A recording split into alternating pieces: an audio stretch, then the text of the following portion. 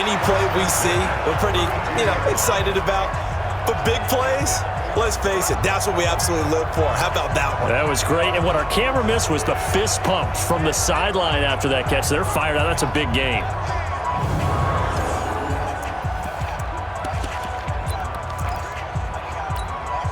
So the big play changes the complexion of things. Here's 1st and 10 just outside the 30. Now Saquon Barkley. An agile move and a nice gain, then dropped at the 25-yard line.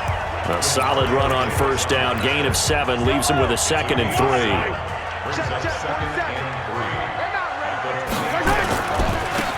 On 2nd down, this is Jackson. And taking it to the 15-yard line before he's brought down. 11 yards there, 1st down. And there we see an early burst that makes him one of the leading rushers in the league. Well, I want you to know, I listened to you yesterday when we were watching film. You said write down the word vision for him. It was on display there, wasn't it? It certainly was, because he allows the blocks to set up in front of him. And if that continues, there'll be a long afternoon for those guys trying to play some defense. Crunch time, defense.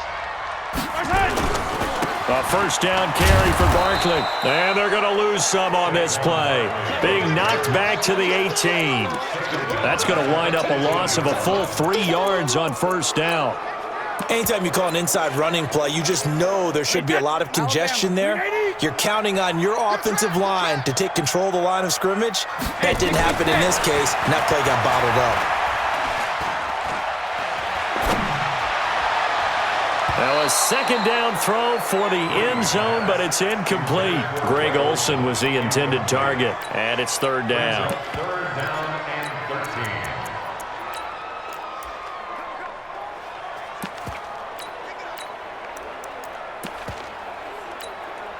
13. An incomplete pass on that last play, and that means they'll need to come up with something here on 3rd down. Brady going to throw.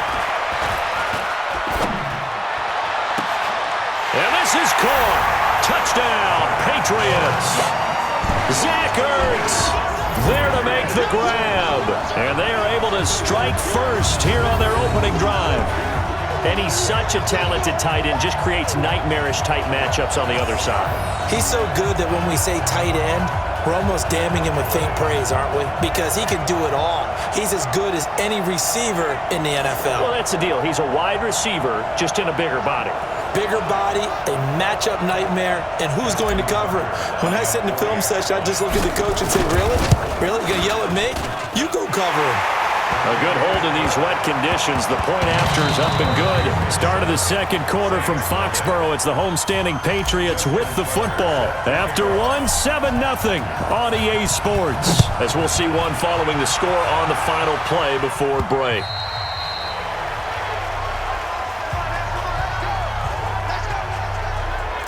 Football going back to the Saints here. You know, we touched on Drew Brees returning for Teddy Bridgewater in Week 8. And now the Saints at 7-1 for a 2nd straight year. And I don't care who's at quarterback right now. Either one of those guys seems to be able to operate this offense, Charles. But with Brees doing it going forward, you got to feel really good about the New Orleans Saints. Especially the way that he came back. So impressive. And the next 4 games after their open week in Week 9, all in the division. This is where we're going to really find out about things with them.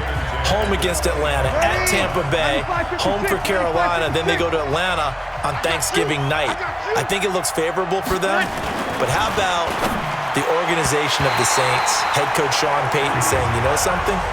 Paying big money for a backup quarterback could prove valuable. It worked out for the Eagles. They won a Super Bowl with Nick Foles. Could Teddy Bridgewater be the guy you look back on and say, he saved our season? So back-to-back incompletions, and that has him staring at a 3rd and 10. That's complete to Meredith.